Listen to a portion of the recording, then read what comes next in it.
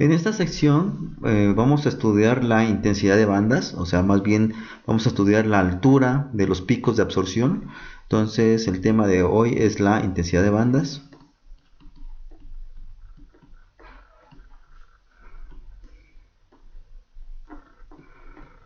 Bueno, en la sección anterior habíamos encontrado de qué forma dependía, digamos, la posición del pico en el eje X con respecto a la energía o la frecuencia o longitud de onda. Habíamos visto la posición específica de los picos y este cálculo lo realizamos por medio de la teoría del campo cristalino. En esta ocasión vamos a ver cómo vamos a calcular la altura, ¿no? La altura del pico. Vamos a utilizar probabilidades y bueno, entonces en la sección anterior estudiamos la posición y ahora se va a ver el pico, la altura de los picos. Y bueno, vamos a ver cómo interactúan los átomos dopantes con luz monocromática incidente. El primer paso vamos a estudiar la probabilidad de absorción.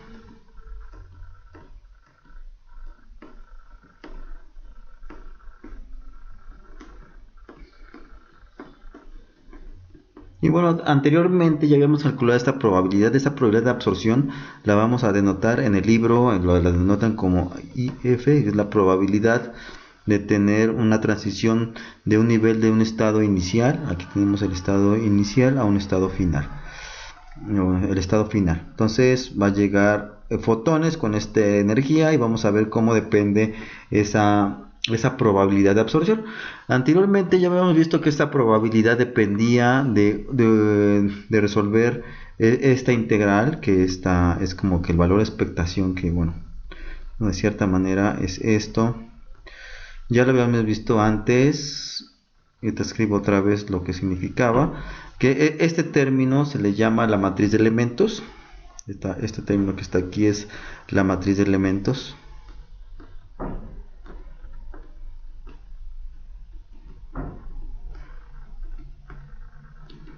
Y bueno, otra vez, digamos, recordando lo que significaba esta matriz de elementos, aquí teníamos las funciones de onda, digamos, aquí tengo dos funciones de onda, que es las ejefunciones o la solución de la ecuación de Schrödinger del estado final y el estado inicial. Entonces aquí tenemos que son las ejefunciones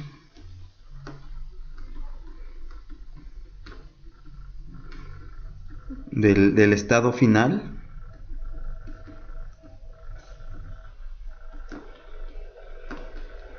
y el estado base, bueno, base o inicial. Y bueno, aquí viene otro término que es H. Esa H que está ahí representa esta H que está aquí. Esa H es el hamiltoniano de interacción de la luz incidente con los electrones de valencia. Aquí, para hacer el cálculo, no se tienen que considerar todos los electrones del átomo, se consideran los electrones de valencia. Entonces, este es el hamiltoniano.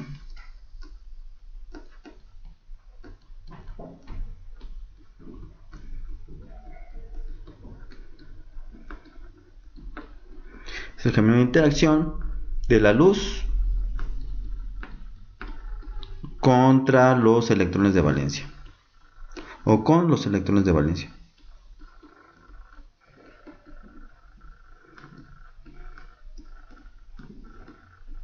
Sí, son los electrones de valencia del ion dopante.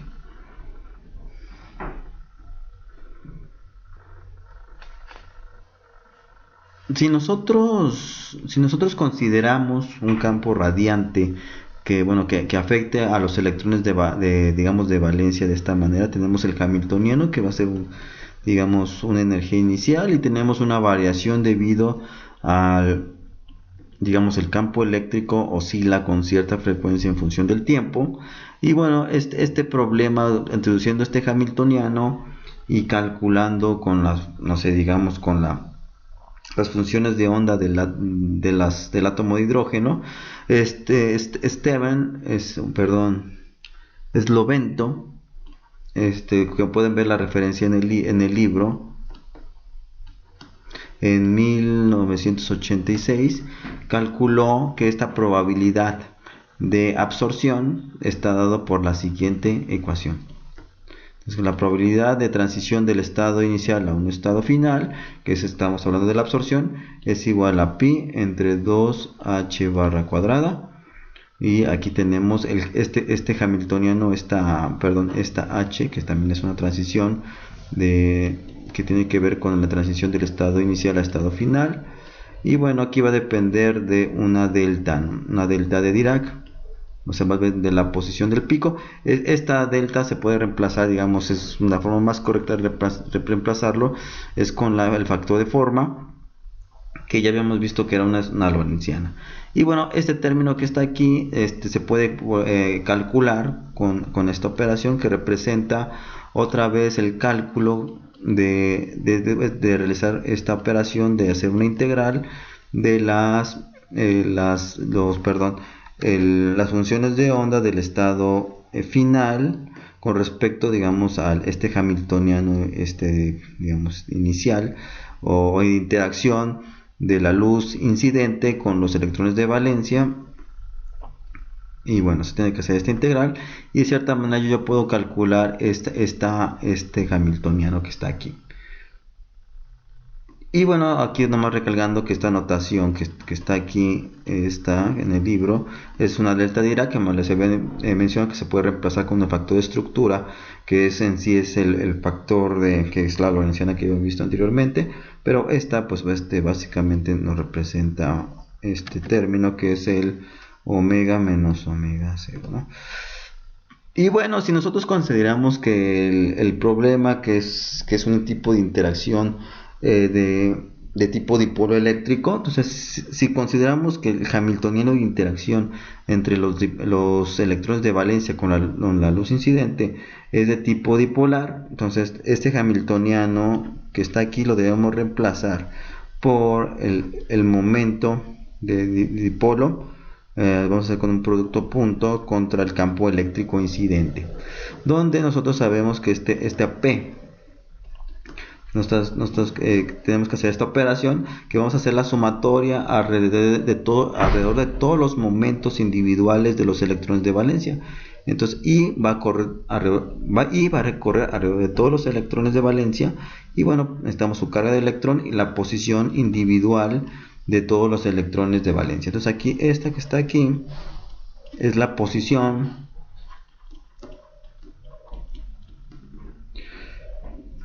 del iésimo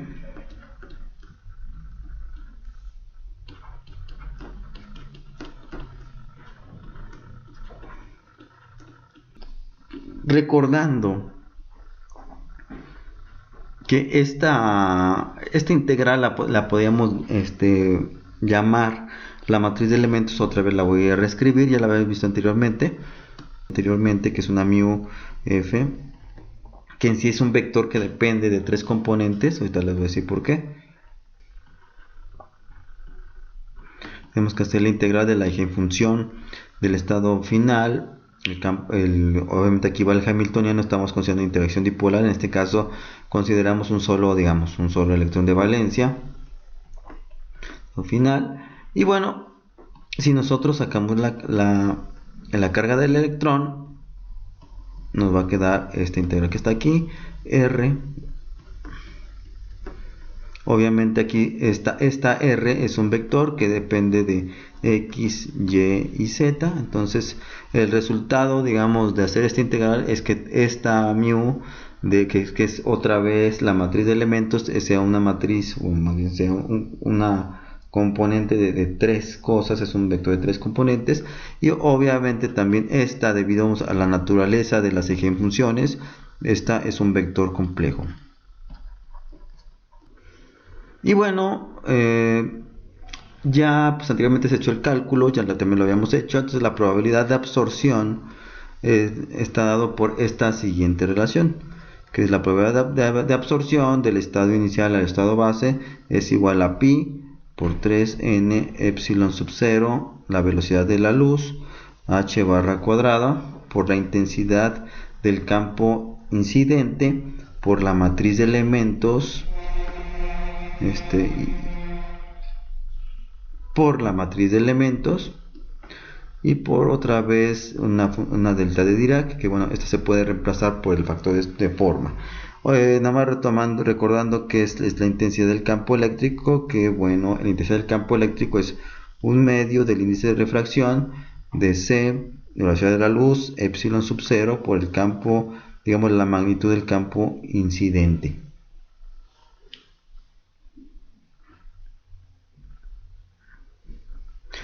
También en las clases pasadas habíamos considerado que si existe una degeneración igual entre el estado base y el estado inicial, podríamos considerar que la probabilidad de absorción es igual a la de emisión. Entonces aquí vamos a realizar, en el libro se realiza el mismo cálculo, se considera que la probabilidad de absorción es igual a la probabilidad de emisión. Entonces esto es una P. Entonces vamos a hacer el mismo procedimiento. Y bueno, dentro del tratamiento, digamos, clásico que ya hemos hecho, aquí lo vamos a retomar otra vez. Esta probabilidad, obviamente va a haber casos donde la matriz de elementos sea cero, entonces va a existir una probabilidad cero de emisión o de absorción. Y bueno, estas reglas, digamos, maneras o digamos los números o las condiciones con la que va a existir la matriz de elementos se le llama las reglas de selección.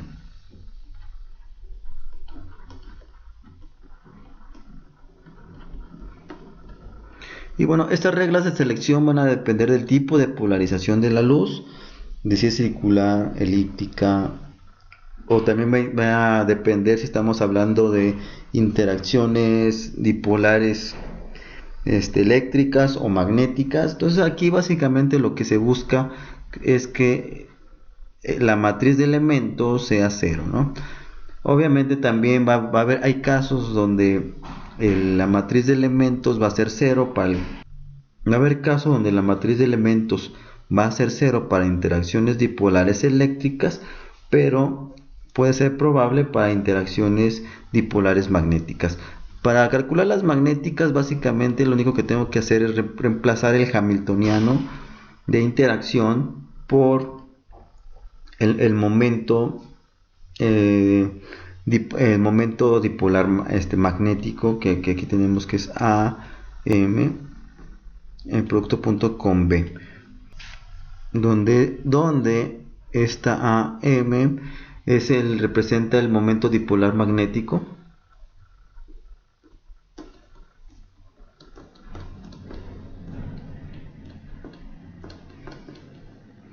y obviamente B es el campo magnético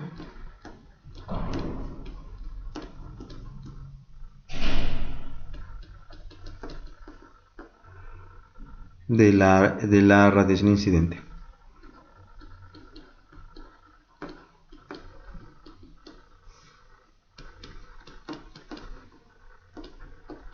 Y bueno, obviamente depende de las condiciones, puede que exista el momento magnético o el momento, digamos, la transición debido a una interacción magnética o eléctrica. Puede ser que siempre se den ambos al mismo tiempo, pero como nosotros sabemos, bueno, típicamente la más común es la eléctrica, y esto se da por la siguiente razón. Si nosotros comparamos la probabilidad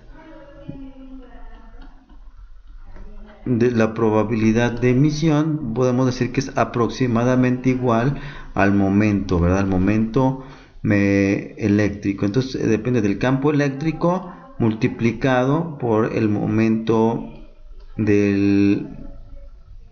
momento dipolar, que es la carga por la posición de los electrones de valencia. Entonces A es el radio del átomo.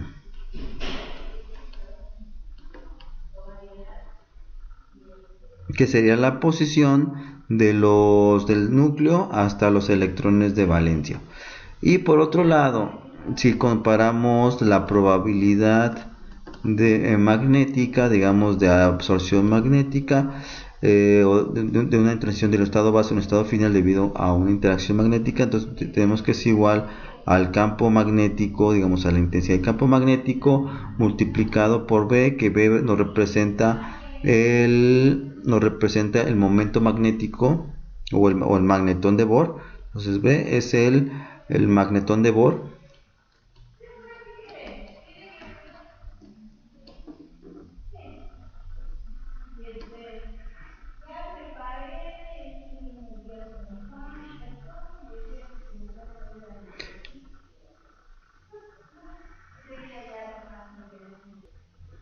Este magnetón de Bohr es una constante y es igual a 9. Bueno, para el caso del átomo de hidrógeno es igual a 9.27 por 10 a la menos 24 Armstrong metro cuadrado.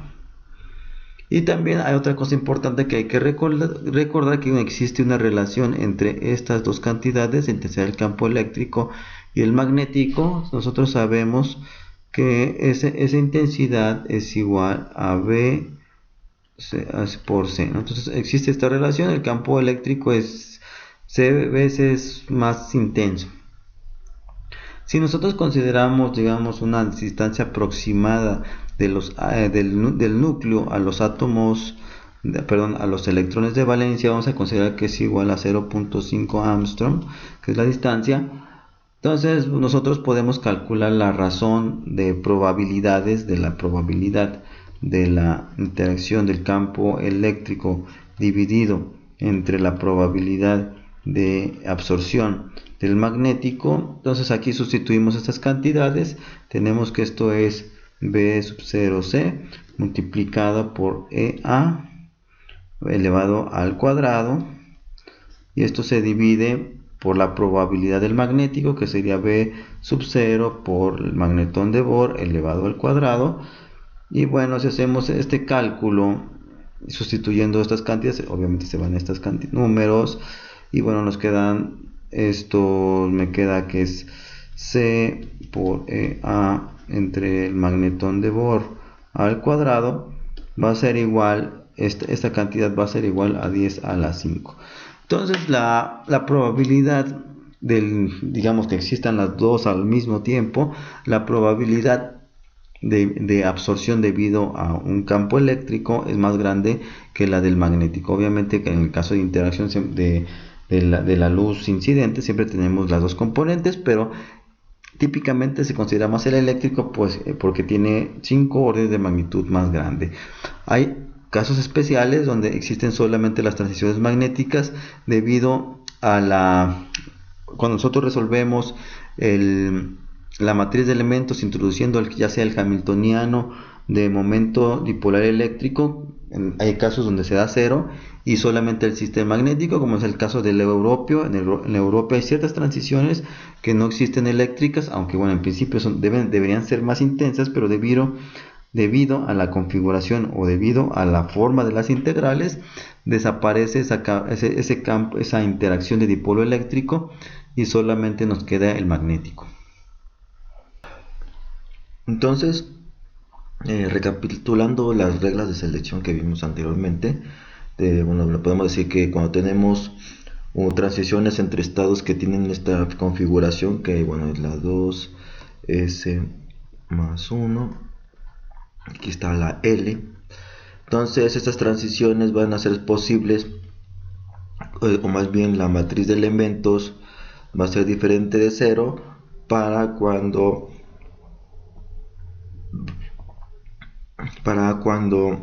la diferencia entre los espines, entre las transiciones, se iguala a 0. Y también necesitamos que la diferencia entre esta L, que esa L, acuérdense que se pone con letras, y bueno, esas letras representan un número. Entonces, para que exista esa L, esa diferencia de números cuánticos de L debe ser diferente de 0.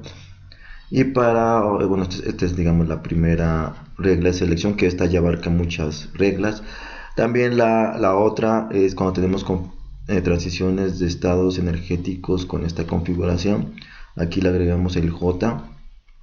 Entonces, para que exista esta transición, para que exista la transición dipolar eléctrico, entonces tenemos que solamente va a ser posible cuando esta diferencia del número cuántico J sea 0 o más menos 1. Y la otra es, bueno, y también esta que está aquí ya abarca todas las posibilidades, esta J, ¿sí?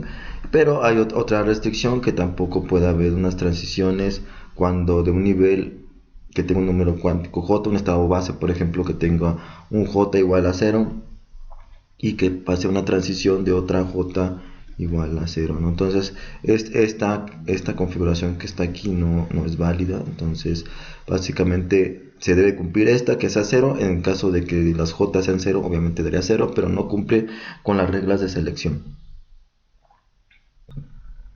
También, si recordamos anteriormente, habíamos visto cómo dependía la emisión espontánea. Entonces la probabilidad de emisión espontánea en el libro lo escriben un poquito diferente, introducen el término del índice de refracción, pero aquí en el libro la reescriben de esta manera. Entonces tenemos que la probabilidad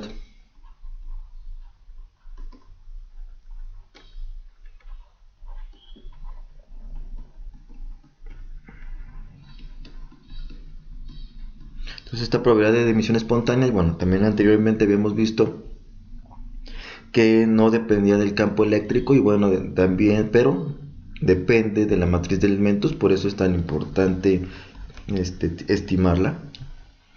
Entonces la emisión espontánea depende del índice de refracción, de la frecuencia al cubo. Esta frecuencia es la diferencia es la frecuencia, digamos, de la separación entre los niveles energéticos. Entonces tenemos 3 pi h barra epsilon sub 0 c cúbica, y aquí está la famosa matriz de elementos, y aquí al cuadrado.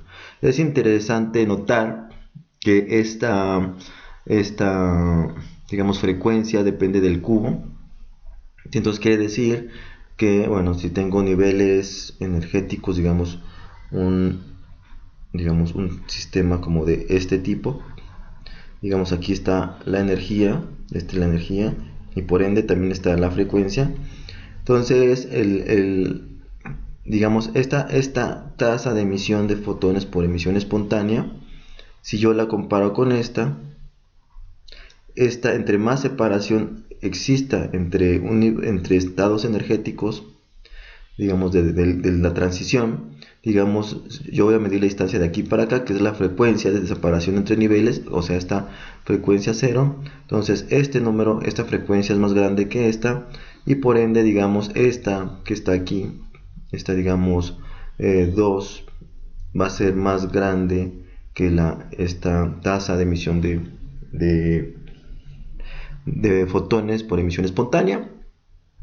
Entonces, entre más grande sea el ancho de separación entre los niveles de energía, es más probable que yo tenga una emisión de fotones espontáneos. Y bueno, en el siguiente capítulo vamos a ver qué pasa cuando hay una separación tan pequeña de niveles energéticos. Y bueno, también adelantando, mucha digamos de la probabilidad o la energía se va a perder por calor. Entonces, si está separado es más fácil que emita, y si está muy junto va a haber, digamos, una emisión de fonones. También es posible comparar la emisión de fonones digamos, comparándola con, bueno, la ecuación anterior es la emisión, de fotones por medio de transiciones dipolares eléctricas. También es posible que existan la emisión de fotones debido a transiciones magnéticas. Nosotros podemos comparar estas transiciones de la siguiente manera. Por ejemplo, si consideramos la emisión visible, entonces aquí vamos a comparar los tiempos de vida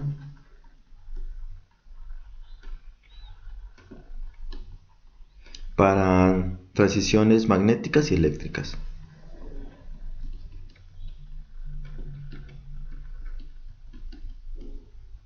De transiciones dipolares, magnéticas o eléctricas. Entonces, para hacer este ejemplo, vamos a suponer una longitud de onda, digamos, de transición que tenga el visible que sea de 500 nanómetros.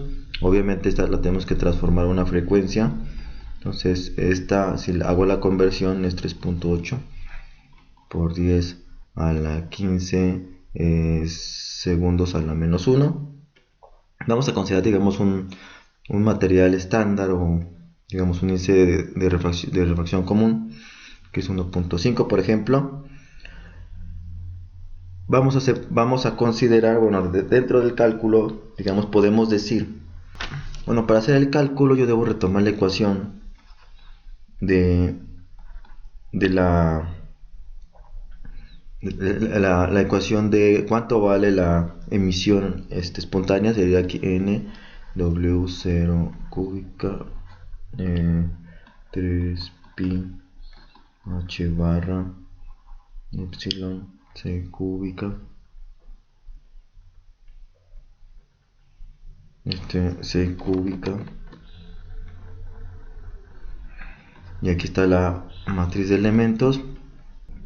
Para el caso de transiciones eléctricas vamos a aproximar esa matriz de elementos. Vamos a suponer que es igual, para el caso eléctrico, es igual a A por la carga del electrón, ¿no? O sea, que es la distancia de la separación del núcleo al electrón de valencia, que estamos considerando un solo electrón. Es para el caso eléctrico. Y para el caso magnético, pues va a ser igual al magnetón de Bohr. Entonces, si sustituimos, ¿no? Lo único que tenemos que hacer el cambio, esta cantidad, si es eléctrico, sustituimos por esto, y si es magnético, sustituimos por el magnetón de Bohr, que también es una constante. Entonces, bueno, sustituyendo, que la carga del electrón, que es 1.6 por 10 a la 19 menos 19 coulomb. Si ponemos que la separación del núcleo al electrón de valencia, digamos que sea un Armstrong, podemos estimar que la emisión espontánea, la tasa de emisión espontánea es de 9 por 10 a la 7 segundos a la menos 1, que bueno, aproximado es un 10 a la 8 segundos a la menos 1. Entonces, nosotros lo que queremos comparar es el tiempo de vida debido a transiciones eléctricas. Pues el tiempo de vida, digamos, por transiciones eléctricas es 1 sobre AE. Entonces, nos da que las transiciones eléctricas están alrededor de 10 nanosegundos. Anteriormente ya habíamos hecho el ejercicio de cómo era la tasa de absorción o de emisión debido a transiciones eléctricas o magnéticas. Habíamos encontrado anteriormente que la probabilidad de emisión dividida entre la propiedad de emisión magnética, habíamos dicho que esto era aproximadamente un 10 a la 5. Entonces, es decir que esto es la tasa de emisión debido a transiciones eléctricas o magnéticas. Entonces, esto quiere decir que la tasa de emisión debido a transiciones eléctricas, si yo la divido entre la tasa de emisión de fotones debido a transiciones magnéticas, debe ser proporcional a 10 a la 5 de igual manera. Entonces nosotros podemos calcular la tasa de emisión de fotones debido a transiciones magnéticas, que es aproximadamente un 10 a la menos 5 por la tasa que me diera de las transiciones eléctricas. Entonces es mucho más pequeño. Y bueno, si hago los cálculos, entonces me queda que tau, la transición, el tiempo de vida radiativo magnético es igual, o no, va a ser proporcional a 10 a la menos 3. Entonces tengo que bajarle 5 órdenes de magnitud a estos que están acá. Entonces me va a dar que estos son segundos, y esto es igual a 1 milisegundo. Entonces las transiciones debido a efectos, digamos, de transiciones de dipolo eléctrico son más rápidas que las magnéticas, ¿no? Entonces hay una diferencia de 5 órdenes de magnitud. En este caso vamos a ver cómo depende la emisión espontánea debido al efecto cristalino. Entonces aquí en el caso anterior no había una, digamos, efecto cristalino. Entonces ahora vamos a escribir ese término. Entonces aquí el efecto cristalino del campo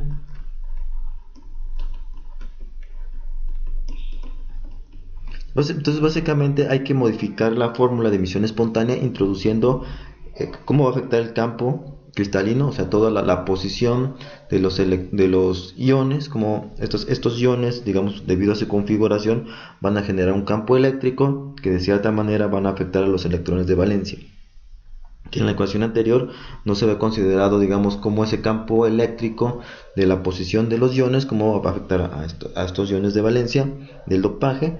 Entonces aquí vamos a escribirlo, digamos, ya alguien ya lo resolvió, que básicamente es la misma ecuación de emisión espontánea.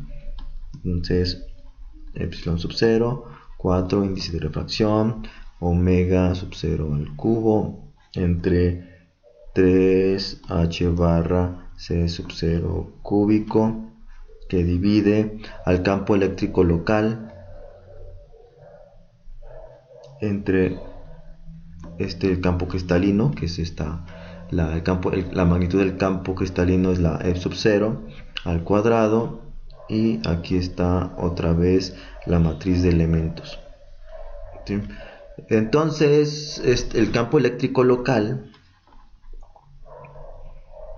digamos, es el campo eléctrico que van a percibir los electrones de valencia en su proximidad. Entonces esta se relaciona a los electrones de valencia del dopaje.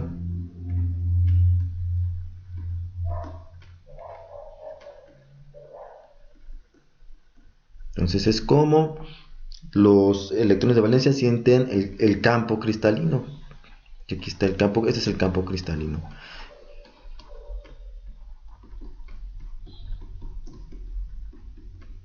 Este campo cristalino es como los iones que rodean al dopaje modifican o generan un campo o un potencial que van a sentir los electrones, lo van a sentir el dopaje. Y bueno, este que está aquí, digamos, la diferencia es que este es el promedio, ¿no? Entonces es como una cantidad macroscópica. Este es el promedio del campo eléctrico. Pues el promedio del campo eléctrico, y el local, es el muy cercano. Típicamente se consideran que estos son iguales, y si son iguales, nos tenemos la ecuación clásica. Pero si nosotros queremos meter ese efecto del campo cristalino, pues tenemos que introducir que los electrones de valencia perciben un cambio, un campo eléctrico diferente. Entonces, como vemos, otra vez la matriz de elementos siempre está muy presente. Entonces la pregunta ahora es cómo yo puedo determinar esa matriz de elementos, ¿no? Nosotros sabemos que yo la puedo calcular, digamos, esa mu la puedo calcular como haciendo esta operación. Aquí tenemos que hacer del estado final, del hamiltoniano, yo sé que yo puedo encontrar esa matriz de elementos de esta manera. Tengo que introducir las funciones de onda de la solución de la ecuación de Schrödinger. Luego tengo que integrar con respecto al hamiltoniano, y de esta manera yo puedo encontrar la matriz de elementos. Sin embargo, se puede encontrar, aquí la duda es cómo yo lo podría encontrar experimentalmente. Y bueno, para hacer esto ya hay muchas aproximaciones. La más fácil, digamos, o la clásica, es hacer comparación con el espectro de absorción. En el espectro de absorción, implícitamente ya está, o explícitamente ya se encuentra dentro la matriz de elementos. Sí, porque en la matriz de elementos nos da las transiciones de emisión o de absorción. Y bueno, en un espectro de absorción, pues ahí de cierta manera ya están las tasas de probabilidad de absorción. Entonces te vamos a ver de qué manera de un espectro de absorción yo puedo extraer esta matriz de elementos. Entonces para esto hay una cantidad que se le llama la fuerza de oscilador.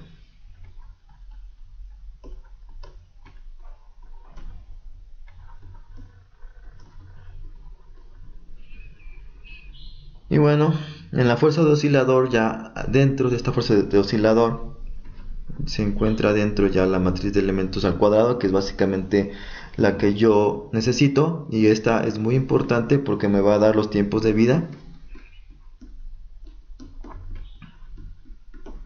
radiativo, o sea, me va a decir cuál es el tiempo en las que funcionan o permanecen las transiciones radiativas. También nos va a dar las probabilidades de emisión, entonces y de absorción. Entonces es muy interesante determinar, o es de alta prioridad encontrar esa matriz de elementos. Entonces la fuerza de oscilador, de cierta manera les había dicho que depende de la matriz de elementos, que la fórmula es 2m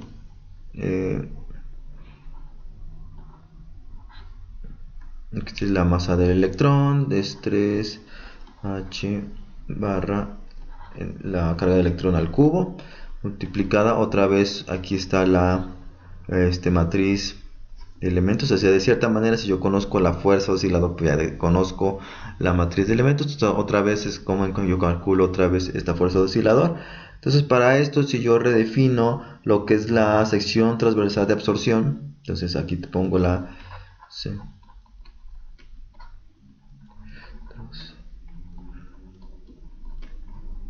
de absorción, si yo la defino de esta cantidad, que esta es la sección transversal de absorción, es igual a la probabilidad de la transición dividida entre, digamos, el flujo de fotones. Entonces aquí esta P que está aquí es la probabilidad de la transición, o sea, de absorción.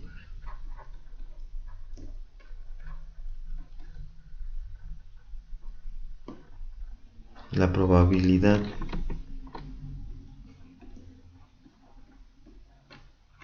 de la transición. Y esta que está aquí es el flujo de fotones de la onda incidente.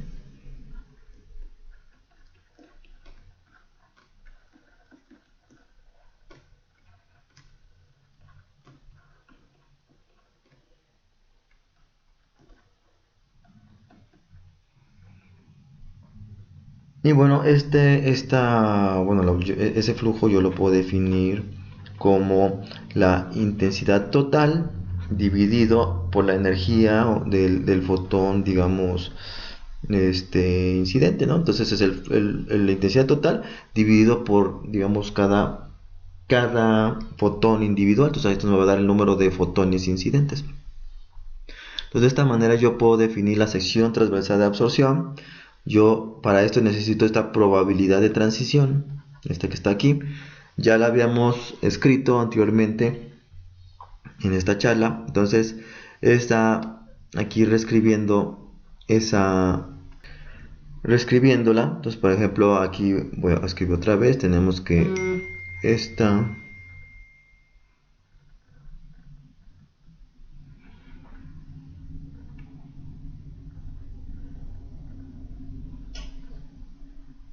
aquí reescribiendo que para yo calcular la sección transversal de absorción tengo la que depende de P y del flujo de fotones.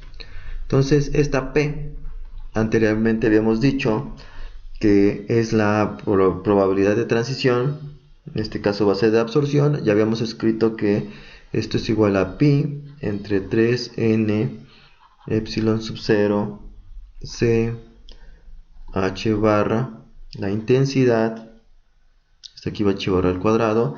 La intensidad también depende de la matriz de elementos. Aquí viene la matriz de elementos de IF. Aquí vamos a ponerle IF, que es la transición del estado inicial al final. Aquí va al cuadrado y aquí va a venir el factor de forma o estructura. Antes habíamos escrito que era una delta, ahora vamos a escribir que es esta es la lorentziana. ¿Sí? Obviamente que acuérdense que el espectro de absorción no son deltas, y son lorentzianas, o se aproximan más a lorentzianas que a deltas. Entonces habíamos dicho que esta probabilidad de transición depende de esta manera.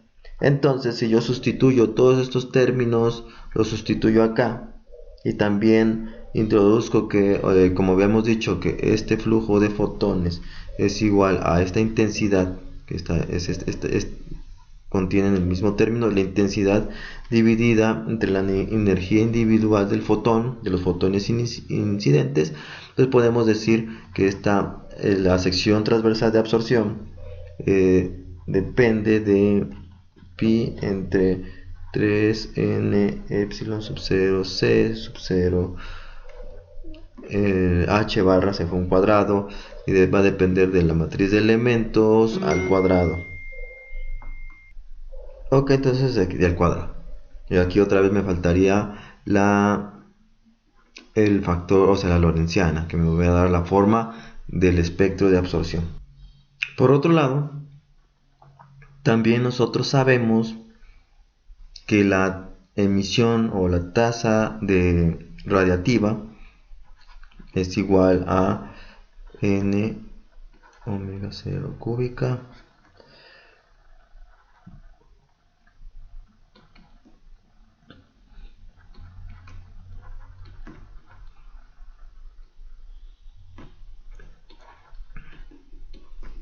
tenemos esta relación.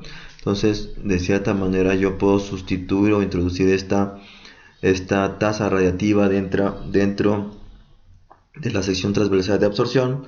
Entonces, esa sección transversal de absorción yo la puedo escribir de la siguiente manera.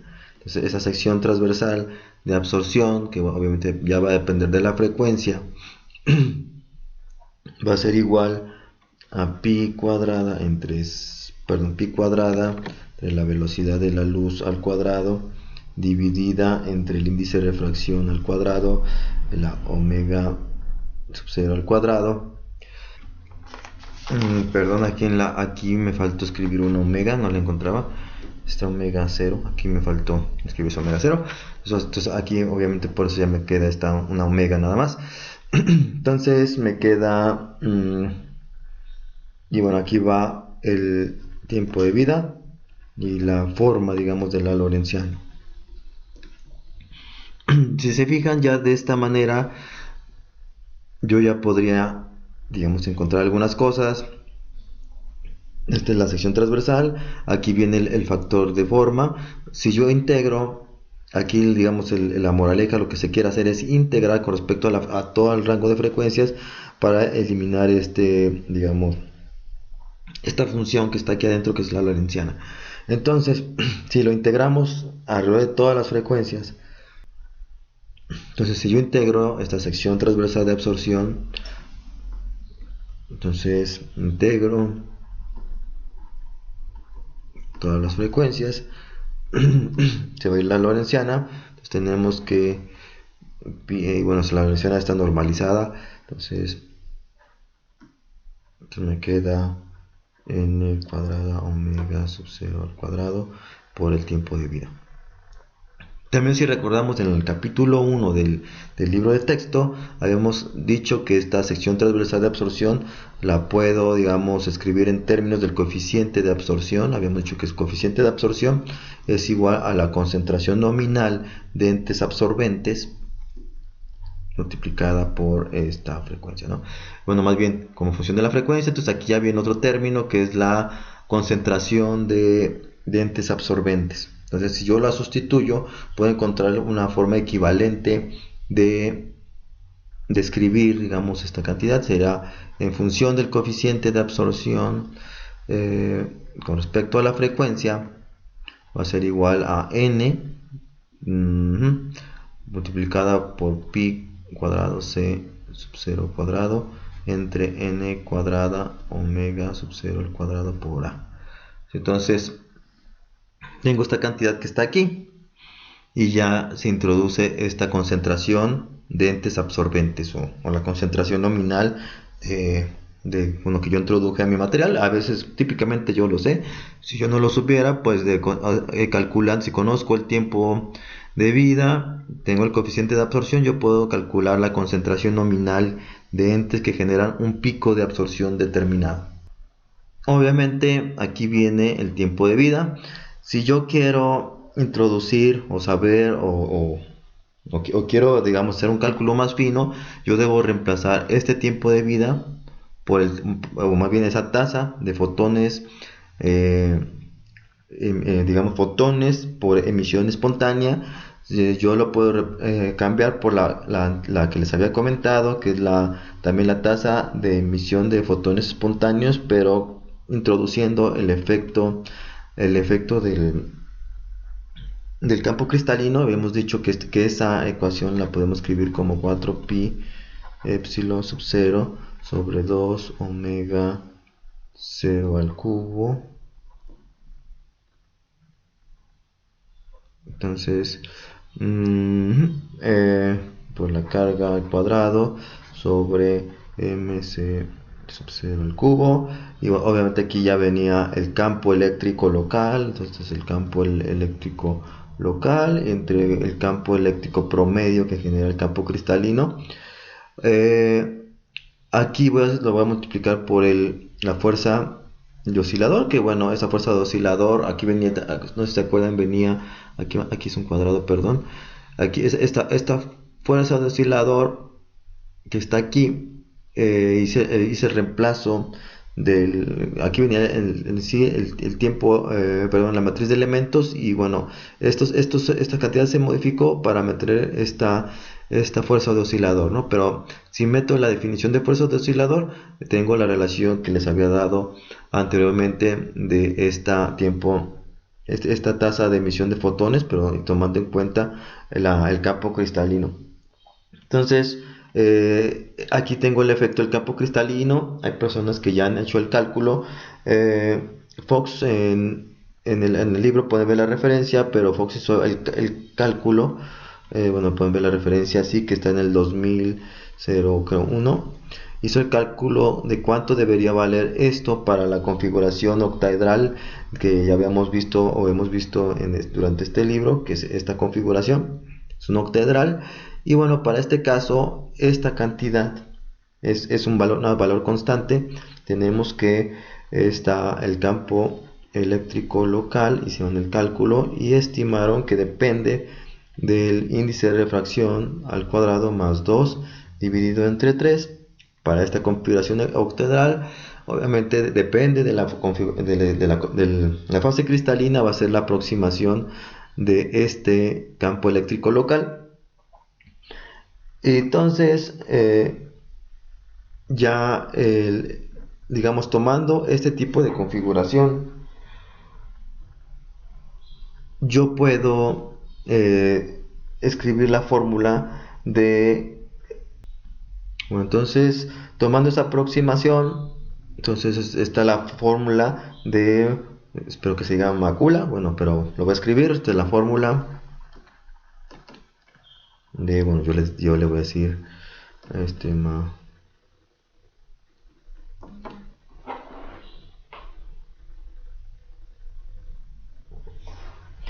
entonces,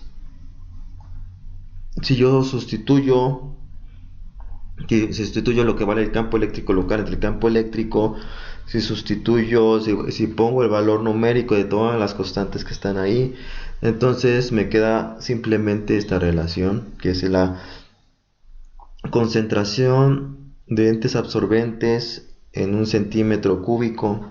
Digamos, esto va a tener unidades de entes sobre centímetro cúbico por la fuerza de oscilador por 54.1 por n entre n cuadrado más 2 elevado aquí al cuadrado. Y aquí va a venir la integral, aquí van por la integral del coeficiente, que esto ya cantidad ya la puedo medir. Esta unidad va a tener de centímetros a la menos 1 y de la frecuencia. Entonces, esta es una forma muy famosa, aunque esta fórmula hay que tener en cuenta que solamente es para una configuración octaedral. Si yo tuviera otro tipo de configuración, tengo que hacer el cambio de lo que vale el campo eléctrico local dividido entre el campo eléctrico digamos, promedio de la red cristalina. Y bueno, pero básicamente yo, como primera aproximación, yo podría utilizar esta fórmula para hacer una estimación de, o sea, qué es lo que yo no conozco en principio. En principio yo no pudiera conocer cuál es mi concentración nominal de entes absorbentes, o también, digamos, yo no puedo saber la fuerza de oscilador, que bueno, esa yo creo que sería el primer problema.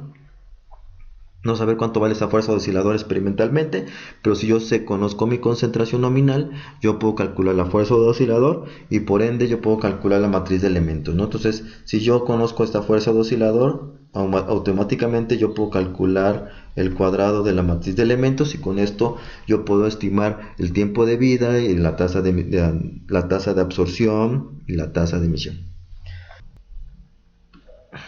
Vamos a hacer un ejemplo. Vamos a calcular la cantidad de absorbentes de la figura que se encuentra en la página 169, que es esta figura. Tenemos un espectro de absorción, lo graficamos con respecto al coeficiente de absorción. Tenemos la longitud de onda. Esta tiene un ancho de esta cantidad de electron volts, ¿sí?, que se va relacionada con la onda lorentziana, ese factor de estructura que nosotros tenemos. Entonces vamos a calcular la cantidad de centros que provocan este pico de absorción. Entonces, para esto vamos a utilizar la fórmula que habíamos dado anteriormente. Esta fórmula, bueno, aquí la vamos a escribir otra vez. Bueno, habíamos dicho que para hacer ese cálculo yo necesito necesito determinar el valor de esta integral que está aquí, la integral del coeficiente de absorción por esta, ¿no? Obviamente, como nosotros no tenemos digamos, el valor, digamos, de la gráfica, nada más tenemos la figura, vamos a hacer una aproximación, que esta la vamos a aproximar como una especie de rectángulo. Entonces el área, digamos, bajo la curva de ese pico específico, vamos a decir que lo vamos a aproximar al ancho en frecuencias multiplicada por la altura máxima del pico, ¿sí? Del pico, este pico, ¿no?, que es casi 16.1. Vamos a decir que es 16.1, ese es el ancho, y bueno, de esa manera vamos a determinar el valor de esa integral. Entonces yo tengo la siguiente información. También sé que el pico se encuentra centrado en 439 nanómetros, más o menos. Entonces la lambda es igual a 403 nanómetros. También, bueno, aquí en el libro nos dice que la fuerza de oscilador es 0.6. El índice de refracción para esa longitud de onda en ese medio es 1.6. Sabemos que la diferencia de energía es igual a 0.34 electron volts. Entonces tenemos que calcular esta diferencia. Entonces esta no la da en energía, yo la quiero transformar en frecuencia. Entonces tengo que hacer la conversión. Esta energía le debo pasar a frecuencia. Entonces aquí está entre h barra, esa es la conversión. Entonces es 0.34 electron volt. Lo divido entre lo que vale h barra en unidades de electron volts, 0.59 por 10 a la menos 16 electron volt segundo.